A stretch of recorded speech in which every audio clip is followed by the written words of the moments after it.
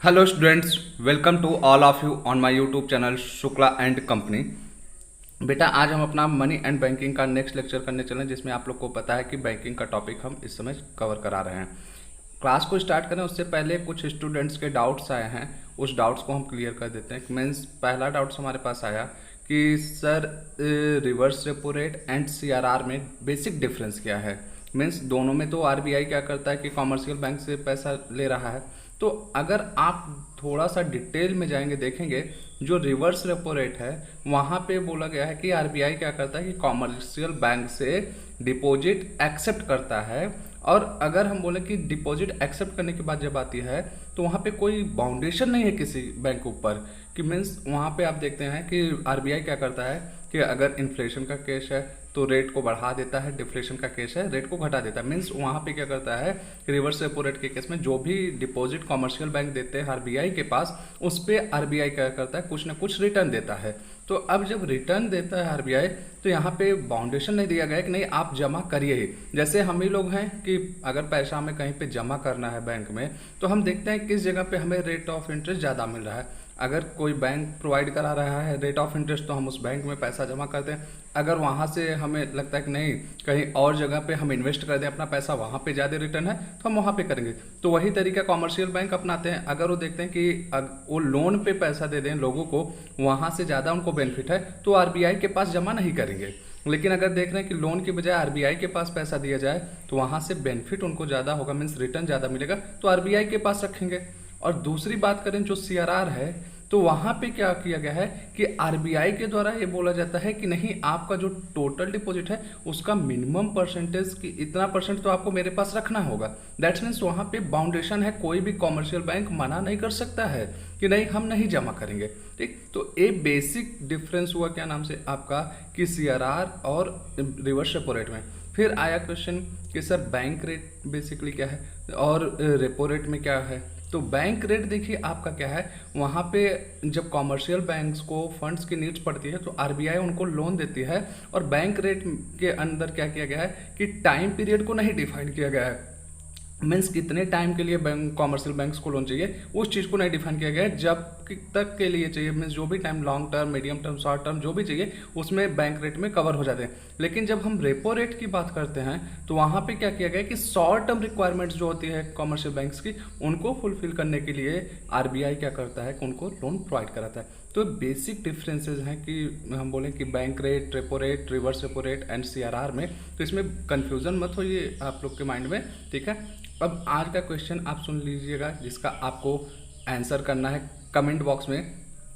Question आपका है कि बैंक इन्वेस्टमेंट पॉलिसी जो अपनाते हैं तो उसमें कौन कौन सी चीज़ों को ध्यान में रखते हैं। मीन्स अगर कोई बैंक इन्वेस्टमेंट करने वाला है कहीं पे तो वहाँ पे कौन कौन सी पॉइंट्स पे वो ज़्यादा गौर करते हैं। फिर एक आपको नया क्वेश्चन देते हैं, भारतीय महिला बैंक ये कब इस्टेब्लिश हुआ है। आप लोग इसके बारे में ज़रा पढ़ के बताइएगा कि वैसे हम इसके बारे में आपको बताएंगे आने वाले टाइम में, बट हम चाहते हैं कि थोड़ा सा आप पहले से इसके बारे में जानते रहें क्योंकि ये नया चीज़ है, ठीक है। तो ये आपका क्वेश्चन हुआ। फिर सेकंड क्वेश्चन बोले हम कि आपका पीएनबी बैंक किस ईयर में इस्टेब्लिश किया गया। ये आपके टोटल 3 क्वेश्चंस हैं कि इसका आपको आंसर करना है कमेंट बॉक्स में। अब चलते हैं आज की क्लास पे। और आज की क्लास हम स्टार्ट करने से पहले बोले कि इस क्लास से रिलेटेड मीन्स इस टॉपिक से रिलेटेड बहुत से डाउट्स आए थे, क्योंकि जब हम पिछले क्लास में क्या किए थे कि टॉपिक्स बताए थे, जैसे बोले कि आज की क्लास का मेरा जो टॉपिक है आईसीआईसी बैंक। तो आईसीआईसी बैंक के बारे में हम स्टार्ट करें तो इससे पहले हम आईसीआईसीआई के बारे में आपको बताए थे कि 1955 में इस्टेब्लिश हुआ। तो लोगों का बहुत से स्टूडेंट्स ने मैसेज किया, कॉल किया कि सर ये तो गलत लग रहा है, लेकिन डिफरेंस है। आईसीआईसीआई जो है भैया वो एक कंपनी थी और ये वही कंपनी क्या करती है आगे चल के बैंकिंग का वर्क स्टार्ट करती है, तो वहाँ से आईसीआईसीआई बैंक का हम कहें बर्थ होता है। तो दोनों में कन्फ्यूजन मत क्रिएट करिए। देखिए अगर आईसीआईसीआई बैंक की बात हम करें तो 5 जनवरी 1994 में क्या किया गया, इस्टेब्लिश किया गया। और ये इस्टेब्लिश किसके द्वारा किया गया ये याद रखिए, आईसीआईसीआई कंपनी जो थी जो 1955 में आई थी उसके द्वारा इस्टेब्लिश किया गया। अगर इसके हेडक्वार्टर की हम बात करें तो वडोदरा गुजरात ये रजिस्टर्ड ऑफिस है इसका, और मुंबई महाराष्ट्र में इसका कॉरपोरेट ऑफिस है, ठीक। अगर हम आईसीआईसीआई बैंक के ऑपरेशन की बात करें तो ये investment banking, life non life insurance, venture capital, ठीक है, और हम बोले प्राइवेट सेक्टर को प्रमोट करने के लिए ये आईसीआईसीआई बैंक का जो होता है ऑपरेशन करता है, मीन्स इस सेक्टर में ये अपना क्या करता है, वर्क करता है।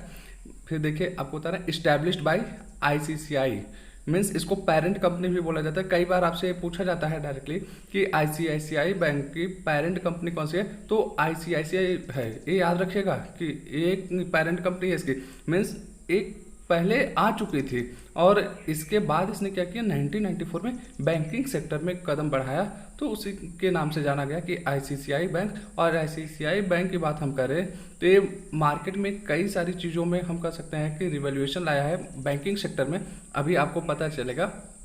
अगर हम बात करें कि ऑब्जेक्टिव्स की इसके, तो under writing of new issue of shares and debenture, under writing हम आपको बता चुके हैं, अगर जो लोग नहीं जानते हैं तो फाइनेंशियल मार्केट की क्लास देख सकते हैं, ठीक। फिर long term finance, medium term finance in foreign currency and Indian rupees. कहने का मतलब है कि अगर हमें लॉन्ग टर्म या मीडियम टर्म लोन्स की रिक्वायरमेंट है तो आईसीसीआई बैंक वो हमें प्रोवाइड करा सकता है, और वो प्रोवाइड कराता है दोनों में। बैंक्स तो बहुत सारे हैं कि लोन प्रोवाइड करा रहे हैं, लेकिन आईसीसीआई बैंक की खासियत है कि वो हमें इंडियन करेंसी साथ ही साथ फॉरेन करेंसी में भी वो प्रोवाइड कराता है। और ये एक ऐसा बैंक हम कहें कि इसका जो एरिया है वो वर्ल्ड वाइड एरिया है, मीन्स आईसीसीआई बैंक के जो कह सकते हैं कि फॉरेन में बहुत ज़्यादा ब्रांचेज हैं, ठीक। फिर अगला promotion of new industries, means जो नए इंडस्ट्रीज आ रहे हैं ये बिजनेस करने के लिए, तो उनको भी ये प्रमोट करता है, उनको भी फंड्स वगैरह प्रोवाइड कराता है। फिर जो इसका मेन है, ये 2 पॉइंट तो आपके लिए बहुत ज़्यादा इंपॉर्टेंट बनते हैं। Mobile ATM launched in India by ICCI bank. ये मोबाइल एटीएम जो है इसके द्वारा, अब मोबाइल एटीएम क्या होता है आप याद रखिएगा कि आप देखे होंगे कि वैन होती है जहाँ पे वो कहीं खड़ी हो जाएगी, आप जाके वहाँ से क्या कर सकते हैं, पैसा निकाल सकते हैं। अभी हम कहें कि मान लीजिए कि वाराणसी का हम एग्जांपल लें तो कभी शिगरा पे है, कभी लौराबीर पे पहुँच गया, कभी लंका पे पहुँच गया, तो मीन्स मूव करता रहता है कि कोई उसका फिक्स प्लेस नहीं है, तो वो आपका मोबाइल एटीएम बोला जाता है, ठीक। फिर mobile banking launch in India by ICCI bank. Mobile banking भी आईसीसीआई बैंक ने लॉन्च किया था। तो ये 2 मेजर रिवॉल्यूशन जो बैंकिंग सेक्टर के हैं वो आईसीसीआई के द्वारा इंडिया में लाए गए, और आज के टाइम में तो लगभग सभी बैंक्स ये फैसिलिटीज प्रोवाइड करा रहे हैं, ठीक। तो अब आगे चलते हैं, हमारा अगला टॉपिक देखते हैं। अगला टॉपिक है बैंकिंग क्राइसिस, मीन्स इसको हम बोले क्राइसिस का मतलब मंदी होता है, कि बैंकिंग सेक्टर में कह सकते हैं कि बहुत से बार मंदी आए हैं कि और बहुत बड़ी बड़ी मंदी आई है। तो सबसे पहले समझते हैं कि ये होता क्या है। When depositors do not trust on banks, means जब क्या होता है कि जो जमा करता होते हैं, मीन्स बैंक के कस्टमर होते हैं, बैंक के ऊपर से उनका विश्वास खत्म होने लगे, विदड्रॉ देयर डिपॉजिट, सो क्या करें, अपने पैसे को मीन्स जो जमा किए हैं बैंक में निकालने लगे। लार्ज नंबर ऑफ डिफॉल्ट्स, और बैंक के साथ क्या होने लगी कि धोखेबाजी वाली मीन्स जो भी वो लोन्स वगैरह दे रहे हैं उसमें डिफॉल्टर बहुत ज़्यादा होने लगे। Bank fails to pay amount to customer on time, और बैंक क्या करे कि कहने को कि जो कस्टमर हैं बैंक के, जैसे हम लोग पैसा जमा किए, अगर जा रहे हैं पैसा निकालने बैंक से तो टाइमली नहीं दे पा रहा है बैंक, वो बोलता है कि नहीं कल आइए। तो ऐसे में क्या होगा कि सबका जो फेथ है बैंक के ऊपर, ट्रस्ट है, वो खत्म होगा, और एक साथ हम कहें कि सब लोग पहुंच जाएंगे पैसा निकालने।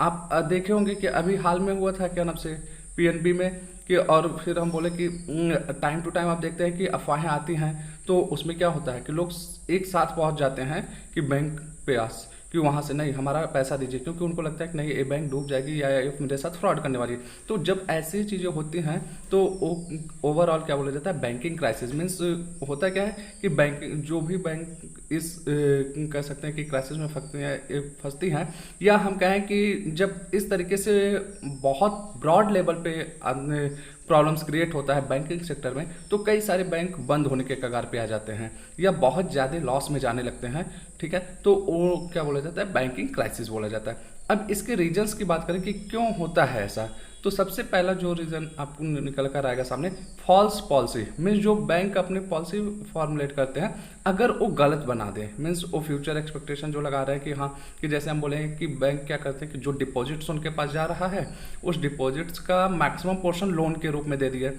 हम कहें कि 90% दे रहे हैं, 10% अपने पास, लेकिन कस्टमर पहुंच गए ज़्यादा विड्रॉ करने के लिए पैसा, और उस टाइम बैंक के पास पैसा नहीं। तो इस तरीके की अगर पॉलिसी कोई भी क्रिएट करते हैं बैंक, तो वहाँ पे फिर breach of banking principles, means जो कह सकते हैं कि उनके सिद्धांत हैं कि हाँ किस सिद्धांत में कितना पैसा आरबीआई के पास रखना है, कितना अपने पास रखना है, कितना लोन देना है, ठीक है। ये सारे जो उनके बैंकिंग नॉर्म्स होते हैं, अगर उन नॉर्म्स को फुलफिल नहीं करते हैं, उसको खंडित करते हैं, तोड़ते हैं, तो ऐसे केस में क्या होगा कि बैंकिंग क्राइसिस आने की संभावनाएं बहुत ज़्यादा होती है। लैक ऑफ सेंट्रल बैंकिंग की कहने का मतलब कि जब किसी भी राष्ट्र में केंद्रीय बैंक नहीं रहेगा, मीन्स एपेक्स बैंक नहीं रहेगा, जैसे कि हम बोले अभी अपने यहाँ आरबीआई इस टाइम एपेक्स बैंक है, मीन्स जो सारे बैंकों के ऊपर क्या करे, कंट्रोल करे। और ये बात जाहिर सी है कि जहाँ पे किसी के ऊपर कंट्रोल नहीं होता, मीन्स वो निरंकुश हो जाता है, ठीक। तो ये चीज़ है।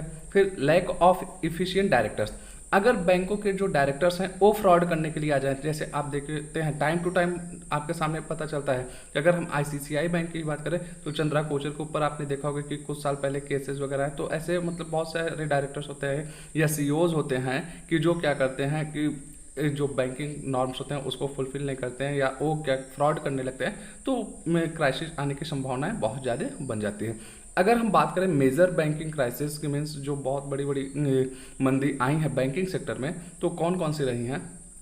पहला आपका आया था 1913 से 1917 के बीच में, और इस दौरान में आप देखिएगा पीपुल्स बैंक ऑफ इंडिया ये 1912 में बंद हो जाता है, और उसके बाद 2017 तक 87 बैंक क्या होते हैं, फेल होते हैं, मीन्स ये भी बंद हो जाते हैं। फिर 1922 में आता है एंड 1929 से 1936 तक आता है। इस दौरान 481 बैंक फेल करते हैं। फिर अगली क्राइसिस जो आती है तीसरी बार कि 1939 से 1946, इस दौरान 482 बैंक फेल करते हैं। सबसे बड़ी क्राइसिस ये अभी तक की रही है, मीन्स जिसमें सबसे ज़्यादा नंबर ऑफ बैंक्स फेल करते हैं। फिर उसके बाद करें 1947 में आता है 30 बैंक फेल करते हैं। फिर 1947 से 1951 में आता है कि 242 बैंक फेल करते हैं। ये मेजर है कि मीन्स जिसमें बहुत ज़्यादा बैंक्स फेल किए हैं। वैसे तो बैंकिंग क्राइसिस बहुत बार आती है कि, लेकिन जब आप कहें कि वर्ल्ड वाइड इफेक्ट आता है कि सभी कंट्रीज़ में आता है, तो उसकी बात यहाँ पे हमने किया है कि इस दौरान क्या हुए कि इतने सारे बैंक्स फेल हुए हैं, ठीक है। अब हम चलते हैं अपने अगले टॉपिक पे। अगला टॉपिक हमारा जो होने वाला है वो इंश्योरेंस है। देखिए अभी बैंकिंग में हमें बहुत से बैंक्स बचे हुए हैं कि उनके बारे में हमें बताना है, लेकिन साथ में हम एक और आपका टॉपिक स्टार्ट कर दे रहे हैं, इंश्योरेंस, जो कि आपका आता है ताकि आपका इंटरेस्ट बना रहे, बहुत ज़्यादा माइंड पे बर्डन न जाए, ठीक है। अब देखिए इंश्योरेंस की बात करें तो इसमें देखिए इंश्योरेंस एक्ट इनेक्टेड इन ईयर 1938। अगर इंश्योरेंस एक्ट की हम बात करें तो 1938 में पारित हुआ। In India marine insurance act was enacted इन 1963। अगर मरीन इंश्योरेंस की बात करें, एक्ट की बात करें, ये 1963 में आया है। अभी होता क्या है आपको आने वाले समय में पता चलेगा मरीन इंश्योरेंस क्या होता है। Life insurance business was nationalised in year 1956। ये LIC का जो बात किया जा रहा है इसका नेशनलाइजेशन 1956 में हुआ। Insurance regulatory and development authority IRDA act 1999 में आया है। ये देखिए आपको थोड़ा सा कि जो याद करने वाली चीज़ें हैं कि एक्ट्स के बारे में कुछ पॉइंट्स हैं। अब हम बात करें कि इंश्योरेंस होता क्या है बेसिकली, तो insurance is a cooperative device to spread the loss caused by a particular risk over a number of persons who are exposed to it, who agrees to insure themselves against that risk. अगर हम common sense में बात करें कि ये देखिए कि लंबा चौड़ा आपका थोड़ा सा माइंड पे बर्डन जाएगा कि हम कहें कि इंश्योरेंस बेसिकली होता क्या है। मैं आपके ऊपर आने वाले लॉसेस का भरपाई करने के लिए जब कोई भी क्या करता है कि अपने तरफ से वादा करता है तो उसको हम बोलें कि बेसिकली इंश्योरेंस किया जाता है। अब लॉसेस कितने प्रकार के होते हैं और कौन कौन से लॉसेस इसमें कवर होंगे वो हम आगे देखने वाले हैं, ठीक है। काइंड्स ऑफ इंश्योरेंस अगर हम बोलें, लाइफ इंश्योरेंस, फिर जनरल इंश्योरेंस। लाइफ इंश्योरेंस का मतलब होता है जीवन बीमा, मीन्स जो इंसानों का किया जाए, मीन्स जीवित चीज़ों का किया जाए तो वो लाइफ इंश्योरेंस की बात आती है। बेसिकली इसमें इंसानों को कवर किया जाता है, ठीक है। जनरल इंश्योरेंस मीन्स जो नॉन लिविंग थिंग्स हैं, जैसे हमारे बोले व्हीकल्स हो गए, हमारा घर हो गया, हमारी प्रॉपर्टीज़ हो गए, ठीक है, कि ये हमारे शॉप्स हो गए, इन सब चीज़ों का जब इंश्योरेंस आता है तो जनरल इंश्योरेंस के अंदर कवर हो जाता है। लाइफ इंश्योरेंस कॉर्पोरेशन की बात करें कि मीन्स LIC की बात करें तो ये बता चुके थे आपको 1956 में आया हुआ है। और जनरल इंश्योरेंस के लिए आपका GIC का कॉन्सेप्ट था, जनरल इंश्योरेंस कॉर्पोरेशन, ये आपका आया है 1972 में, ठीक। फिर अगर हम बात करें subsidies of GIC means general insurance corporation जो कंपनी है कि इसके कौन कौन से सब्सिडीज है, मीन्स इसके अंडर में कौन कौन से और कंपनियां काम करती हैं, तो new India insurance company limited, national insurance company limited, oriental fire and general insurance company limited, United India insurance company limited. ये देखिए मेजर जो है कि हम बोलें कि general insurance corporation of India के अंतर्गत काम करने वाली कंपनियां हैं। वैसे आज के टाइम में आप देख रहे होंगे कि जो हमारे बैंक्स वगैरह हैं कि वो भी क्या करते हैं, इंश्योरेंस का काम करते हैं, या लाइफ इंश्योरेंस आप देखें या जनरल इंश्योरेंस, हर तरीके के वो काम करने लगे हैं, ठीक है। लेकिन अगर हम स्पेसिफाई बात करें तो ये आपके कुछ स्पेसिफिक है कि जो बेसिक इसी सेक्टर में ही काम करते हैं, ठीक। फिर टाइप्स ऑफ जनरल इंश्योरेंस की बात करें हम कि जो हमारा जनरल इंश्योरेंस बोले कि कितने प्रकार के होते हैं, तो आपका एक है marine insurance, fire insurance, liability insurance, social insurance and miscellaneous insurance. इन सब के बारे में भी हम आपको आने वाले टाइम में एक्सप्लेन करेंगे। मरीन इंश्योरेंस क्या होता है, कौन कौन सी चीज़ें इसमें कवर होंगी, फायर इंश्योरेंस क्या होता है, सब के बारे में हम डिटेल बताने वाले हैं। आपको थोड़ा सा आज इंट्रो देते हैं ताकि आप इन चीज़ों से अवगत रहें कि कभी आपको ना लगे कि नहीं हाँ ये तो हम सुने ही नहीं थे या हम जानते ही नहीं हैं, ठीक है। अब फिर बात करें कि फंक्शंस ऑफ इंश्योरेंस, तो अब इंश्योरेंस में जब बात आती है किसके कौन कौन से, तो प्राइमरी फंक्शन इसका क्या है, टू प्रोवाइड प्रोटेक्शन। सबसे पहले क्या होता है कि हमें प्रोटेक्ट किया जाता है, कि इंश्योरेंस का जो मेन कॉन्सेप्ट है कि वो आपका आने वाले लॉस से प्रोटेक्शन देता है, ठीक है। टू प्रोवाइड सर्टेनिटी, और निश्चितता देता है, मीन्स हम कहें कि एक तरीके से फाइनेंशियली हम माइंड पे जो हमारा बर्डन होता है वो खत्म हो जाता है। मीन्स जैसे आप लोग देखते हैं ना कि लाइफ इंश्योरेंस जब लेते हैं कि हाँ अगर कभी कोई बीमार हो गया या कभी किसी की डेथ हो गई तो हमें पता रहता है कि हाँ ये सर्टेन अमाउंट्स जो कंपनी प्रॉमिस किया है वो कंपनी हमें पे करेगी। दैट्स मीन्स हमारे ऊपर फाइनेंशियल बर्डन नहीं आने वाला है। फिर डिस्ट्रीब्यूशन ऑफ रिस्क, तो वही चीज़ कि जैसे बोले ना कि अगर हम कहें कि सडनली कोई बीमार हो जाए तो अब होता क्या कि अगर वो इंश्योरेंस लिया है, मेडिकल इंश्योरेंस उसके पास है, तो कंपनी क्या करेगी, उस मेडिकल एक्सपेंसेस का जो पार्ट उसमें कवर हो रहा होगा वो पे करेगी। तो उससे क्या होगा कि जो हमारे ऊपर रिस्क आ रहा है वो डिस्ट्रीब्यूट हो जाता है, ठीक है। फिर सेकेंडरी फंक्शन की बात करें, हेल्प इन इकोनॉमिक प्रोग्रेस। अब देखिए कि जब इंश्योरेंस बिजनेस आएगा कंट्री में तो जाहिर सी बात है कि हमारा इकोनॉमिक ग्रोथ करेगा। फिर प्रिवेंट लॉसेस, मीन्स हमें लॉसेस से बचाता है, ठीक है। इनडायरेक्ट की बात अगर हम करें कि इनडायरेक्ट फंक्शन क्या है, तो फोर्स्ड सेविंग। अब देखिए ये क्या करता है कि हमें सेविंग के लिए प्रोत्साहित करता है।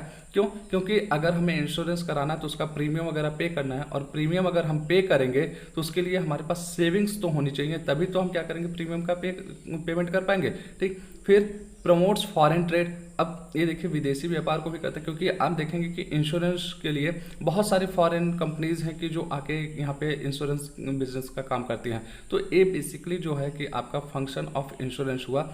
अब हम आपसे मिलेंगे अगले क्लास में, तो वहाँ पे और चीज़ों पे बात करेंगे, कुछ नए बैंकों के बारे में आपको बताएंगे, फिर इंश्योरेंस के टॉपिक को और कंटिन्यू करेंगे। आई होप आज की क्लास आपको समझ में आई होगी और जो आप लोग के माइंड्स में डाउट्स हैं वो भी क्लियर हो गए होंगे। चलिए तब तक के लिए गुड लक, थैंक यू।